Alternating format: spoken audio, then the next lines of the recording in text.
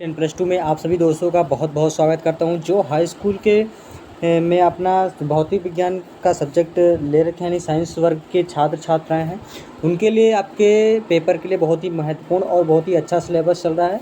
इसमें आपके सारे क्वेश्चंस और आपके सारे टॉपिक अपडेट कराया गया है। जैसे जैसे आप लोग पढ़ते जाएंगे वैसे वैसे आपका सिलेबस भी कम होते जाएगा और आपको समझने का एक नज़रिया भी मिलता रहेगा। जिससे भी आपको कभी भी ज़रूरत पड़े तो आप लोग ज़रूर सिलेबस के अंतर्गत आप लोग अपना वीडियो ज़रूर देखते रहिए दोस्तों। और आपको अगर इसका क्वेश्चन पेपर चाहिए तो क्वेश्चन पेपर मैं जल्द ही अपडेट कराऊंगा, क्योंकि सारे क्वेश्चंस मिला के एक अच्छा क्वेश्चन बनाऊंगा जिसमें आपके सारे क्वेश्चन अपडेट रहेंगे। और फिर आप अच्छे से पढ़ेंगे तो इसमें आपको थोड़ा बहुत नज़र आएगा कि हाँ, हर प्रकार के मॉडल पेपर में हर सब्जेक्ट के आपको मॉडल पेपर तैयार करके आपको डालता रहूँगा, जिसमें से सारे क्वेश्चंस आपको पर्याप्त होते रहेंगे। तो दोस्तों बने रहे चैनल के अंत तक, वीडियो के अंत तक, क्योंकि आने वाले जो आपके टॉपिक होंगे वो बहुत ही महत्वपूर्ण और बहुत ही अच्छे क्लास चलने वाले हैं आपके। और दोस्तों अभी तक आपने चैनल को सब्सक्राइब नहीं कर तो ज़रूर सब्सक्राइब कर दें और वीडियो को लाइक कर दें और बेल आइकन दबाना बिल्कुल ना भूलें, क्योंकि आने वाले वीडियो का नोटिफिकेशन आप लोगों तक मिलता रहे। तो चलिए चलते हैं आपके न्यू टॉपिक की ओर। आज का कौन सा टॉपिक है, थोड़ा टॉपिक में आपको थोड़ा बहुत बताएंगे। यानी कि हाई स्कूल के छात्र छात्राओं यानी कि 10th क्लास के सभी छात्र छात्राओं के लिए आपका पहला चैप्टर यानी कि प्रकाश का परावर्तन यानी कि रिफ्लेक्शन ऑफ लाइट का जो चैप्टर है, इसमें से कुछ टॉपिक मैंने पहले बताया था, कुछ टॉपिक आपका छूट गया था, तो वो आज आपको कंप्लीट करेंगे। तो चलिए चलते हैं, आपको बताते हैं। ये रहा कुछ आपका यानी कि अवतल दर्पण के उपयोग यानी यूज़ ऑफ कन्वर्ज मिरर। यानी कि मैंने पहले आपको अवतल दर्पण के कुछ टॉपिक्स के बारे में बताया था।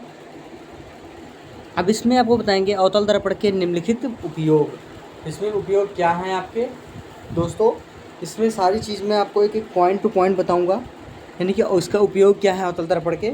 पहला तो आपका आता है कि आर्थिक फोकस की दूरी व बड़े द्वारक का अवतल दर्पण हजामत बनाने के काम आता है। चेहरे को दर्पण के ध्रुव व फोकस के बीच रखने पर चेहरा का बड़ा सीधा व आभासी प्रतिबिंब दर्पण से दिखाई देता है, जिससे छोटे छोटे बाल बड़े दिखाई देते हैं, अतः शेविंग अच्छी होती है। दूसरा आपका आता है छोटे अवतल दर्पण द्वारा प्रकाश की किरणों को परिवर्तित करके डॉक्टर आँख, नाक, दांत, गले आदि का परीक्षण करते थे। तो ये आपके उपयोग आपको जानना बहुत ही महत्वपूर्ण है। तीसरा पता है टेबल लैंपों के शेडो में अवतल दर्पण से थोड़े स्थान पर अधिक प्रकाशित किया जा सकता है। चौथा पता है रेल के इंजन, मोटर कारों, स्टीमरों तथा सर्चलाइट के लैंपों का अवतल दर्पण का फोकस रखकर रूपांतरण किरण पुंज प्राप्त किया जा सकता है, जो बहुत दूर तक वस्तुओं को प्रकाशित कर सकता है। अब हम बात करेंगे उत्तल दर्पण का उपयोग। यानी उत्तल दर्पण का उपयोग यानी कि यूज ऑफ कन्वर्स यानी कि कन्वेक्स मिरर। अभी तक मैंने आपको क्या बताया था, ये अवतल दर्पण का। अब आपको बताएंगे उत्तल दर्पण का। पहला आपका होता है उत्तल दर्पण में कि उत्तल दर्पण अपसारी होता है। बहुत ही अच्छा पॉइंट है कि उत्तल दर्पण आपका होता है वो अपसारी होता है, अतः बाजारों व गलियों में लगे लैंपों का प्रकाश उत्तल दर्पण से परिवर्तित होकर अपसारी यानी कि फैलता हुआ किरण पुंज के रूप में सड़क के काफ़ी चौड़े क्षेत्र को प्रकाशित कर देता है। दूसरा आपका आता है कि ट्रकों, बसों और मोटर कार में ड्राइवर की सीट के पास उत्तल दर्पण लगा रहता है, जिससे ड्राइवर के अपने पीछे के अधिक क्षेत्र में आने वाली वस्तुओं को देख सके। ड्राइवर को अपने पीछे आने वाले वाहनों का सीधा और छोटा प्रतिबिंब दिखाई देता है। यानी कि इसमें आपको स्टार दे के बढ़िया इंपॉर्टेंट कुछ चीज़ देखा है कि दर्पण के परावर्तक तल के व्यास को दर्पण का द्वारक कहते हैं। क्या कहते हैं? दर्पण के परावर्तक तल के व्यास को दर्पण को हम द्वारक कहते हैं। बहुत ही बढ़िया। और अब बात करेंगे आपको कि दर्पणों की पहचान कैसे करेंगे, यानी आइडेंटिफिकेशन ऑफ मिरर। अब बात करेंगे, पहला आपका था स्पर्श करके यानी छू करके। इस विधि द्वारा छोटी वक्रता त्रिज्या वाले दर्पणों की पहचान किया जाए। इसके नीचे एक छड़ दर्पण के ऊपर रखते हैं। यदि छड़ दर्पण की सभी जगह स्पर्श करे तो दर्पण समतल है। यदि दर्पण के बीच वाले भाग को स्पर्श करे और किनारे पर उठी रहे तो उत्तल यानी कि दर्पण उत्तल है। और यदि छड़ बीच उठी रहे और किनारों पर स्पर्श करे तो दर्पण अवतल है, यानी कि ये आपका समतल दर्पण हो गया।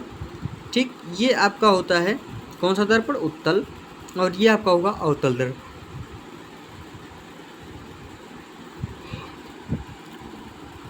अब नेक्स्ट है आपका दूसरा आपका प्रतिबिंब को देखकर।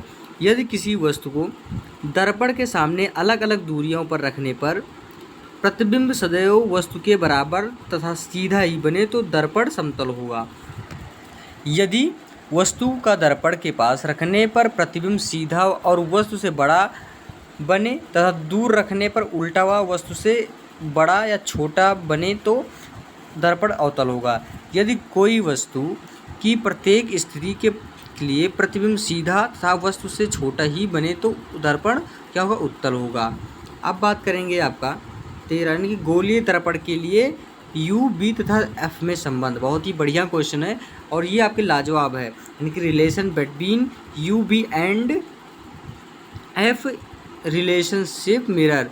ये सबसे ज़्यादा क्वेश्चन में आपके पूछे भी जाते हैं, चाहे बीए हो चाहे आप ग्रेजुएशन को ले लो तो भी यही क्वेश्चन पूछाते हैं, या आप 12th के ले लो, 9th के ले लो, सारे क्वेश्चन यहीं से आपके उठते हैं।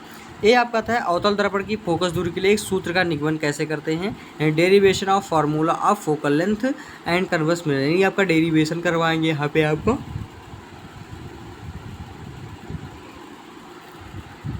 ये आपका फिगर रहा, यानी कि माना M1 M2 एक अवतल दर्पण है, ये आपका अवतल दर्पण हो गया जिसका ध्रुव P, यानी कि ध्रुव क्या है आपका P है। ये P रहा आपका ध्रुव जो आपके इस साइड में जा रहा है, और वक्रता केंद्र C है, यानी कि ये आपका जो वक्रता केंद्र ये रहा ये आपका C है। दर्पण के मुख्य अक्ष AB से वस्तु रखी है, यानी कि इसके सामने से एक A और B वस्तु रखी है, जैसे ये आपका गई है, और इस सिरे में B से मुख्य अक्ष समांतर चलने वाली आपतित किरण की B और D, यानी सीधा जो चल रही है वो BD हो गया। और फिर आपका आता है नेक्स्ट, दर्पण के बिंदु पर आपतित होती है तो परावर्तन के पश्चात किरण दर्पण के फोकस यानी F से होकर जाती है, तो दूसरी किरण BM यानी कि ये सीधा जाती है, BM जो दर्पण की वक्रता केंद्र C से होकर गुजरती है और परावर्तन के पश्चात उसी मार्ग से लौट आती है, तो परावर्तित किरणें B पर काटती हैं, यानी कि ये दोनों किरणें आपस में काटती हैं। बहुत ही बढ़िया है, यहाँ से आपको मिलेगी और यहाँ से आपको मिलेगी। पहला तो ये आपका और दूसरा ये, तो इसके बीच में जो मिलने वाली रेखा है यही आपका क्या होगा, परावर्तित किरणें, यानी कि जो आपको एक दूसरे को काटती हैं। फिर उसके बाद में आपका आता है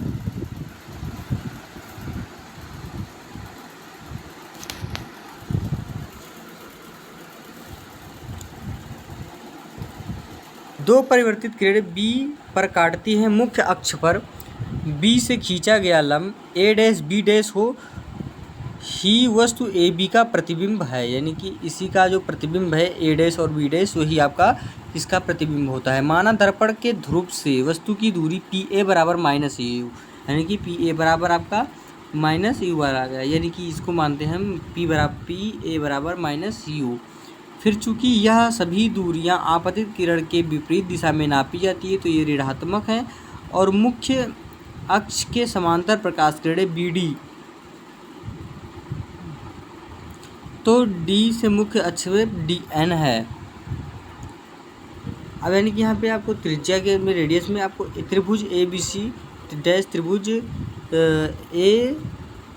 ABC समकोणिक है, यानी कि AB अनुपात A'B इक्वल टू CA बटे C'। इसी प्रकार आपका होगा delta DNF is equal to तथा ABF के समकोणिक है, यानी कि समकोण के तुलना में की जा रही है, तो DN बटे A'B और FN आपका FA' होगा। फिर परंतु DN बराबर AB, यानी कि जो आपका DN है वो AB के बराबर है। यहाँ पे आपको बताएगा कि DN जो है वो AB के बराबर है, यानी कि AB और A'B यानी FN F' है। समीकरण 1 और समीकरण 2 से मिलाने पर, तो जो समीकरण आप 1 और समीकरण 2 आपका जो बना है इसको आपको दोनों मिलाएंगे तो CA/CA बराबर FN/FA। यानी यदि दर्पण का द्वारक छोटा हो तो बिंदु D यानी दर्पण के बिंदु P के बहुत निकट होगा। इस दिशा में F यानी FN बराबर PF लगभग, और CA/CA डैश PF/PFA डैश। अब बात करेंगे इसमें आपका कि PA minus PC/PC minus PA dash, यानी कि PF बराबर PF/PA डैश है और P माइनस PF। इस समीकरण में चिन्ह सहित मान रखने पर -U -R -B और -F -B -F। तो इस तरीके से आपका -U आपका सॉल्व करेंगे, आपका -2F/-2F माइनस छोटा कोष्ठक -B और सेम तरीके से -F -B और -F। तो यानी कि आपका टोटल बन जाएगा ये आपका कि -U + 2F -2F + B और -F/-B + F। तो यानी इसको आपको जब गुणा करेंगे इसको इसमें और इसको इसमें, तो आपका यही आपका हश्र यानी प्राप्त होगा। अब चाहे जैसे भी कर लो, -F -2F + B और -U + 2F -B + F, यानी 2F² -BF UB -2BF -F -2F²।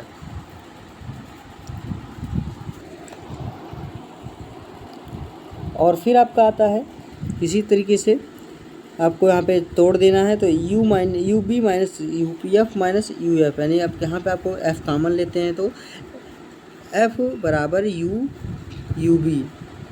तो दोनों पक्षों में UB F से भाग देने पर 1/F बराबर 1/U माइनस + 1/B। अवतल दर्पण की फोकस दूरी के लिए सूत्र निगमन। माना M1 M2 एक उत्तल दर्पण है जिसका ध्रुव P F तथा वक्रता केंद्र C है। इसकी मुख्य अक्ष पर कोई वस्तु AB रखी है।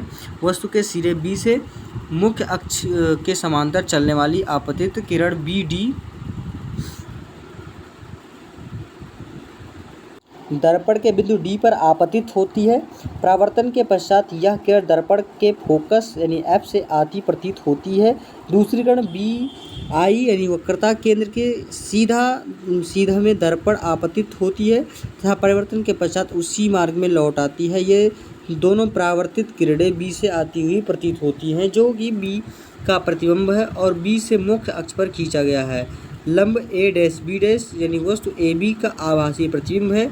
यह प्रतिबिंब फोकस तथा मुख्य के बीच में है। माना दर्पण की ध्रुव P से वस्तु की दूरी PA बराबर -U और प्रतिबिंब की दूरी आपका होता है PA' बराबर +B और दर्पण की त्रिज्या वक्रता त्रिज्या का PC बराबर R, यानी कि तथा दर्पण की फोकस दूरी PF बराबर स्मॉल f है। बिंदु D से कुछ अक्ष पर अविलंब DN है।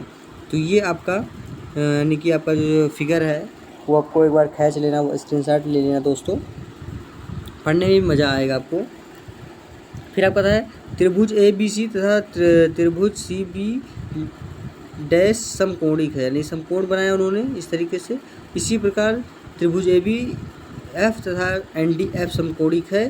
तो NDF के अधीन आपके क्या हो जाएंगे दोस्तों, आपका ये आपका समकोणिक, यानी कि यहाँ पे आपको सारी चीज़ मिल जाएंगी। परंतु DN बराबर AB बराबर A'-B' और NF NA' और F', समीकरण 1 और समीकरण 2 से। फिर आपका यही आ गया, माना बिंदु D दर्पण के ध्रुव P के बहुत समीप है और तब NF बराबर PF लगभग CA/A' और PA/A'। यहाँ पे फिर आपका गुणा हुआ कुछ इस तरीके से आपका होगा, यानी कि PC + PA और PC - PA बराबर PF - PX, यानी कि यहाँ को आपको पहले ही बता दिया कि अथवा, और इस समीकरण को चिन्ह सहित मान रखने पर इस तरीके से आपका प्राप्त होगा।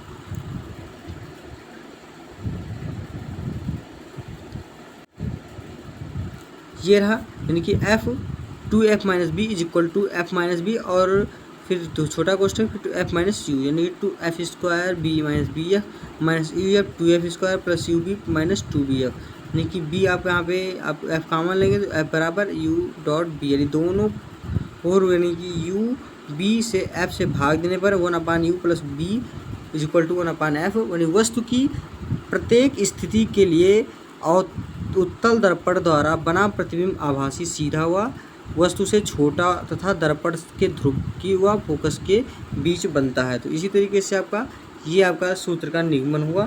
आप लोगों को ये चीज़ें समझ में आई होगी। हम आशा करते हैं कि आपको डेरिवेशन भी निकालना आ गया होगा थोड़ा बहुत।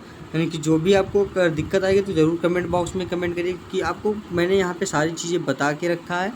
अगर कोई भी आपको एनी प्रॉब्लम, कोई टाइम से नहीं पहुँच रहा है या कुछ भी है, तो आप लोग ज़रूर देखते रहिए वीडियो को अंत तक, और वीडियो को ज़रूर लाइक करें, चैनल को सब्सक्राइब कर दें और बेल आइकन दबाना ना भूलें, क्योंकि आने वाले वीडियो का नोटिफिकेशन आप लोगों को मिलता रहे। तो दोस्तों मैं अगली वीडियो के साथ ज़रूर उपस्थित होगा। धन्यवाद दोस्तों, जय हिंद।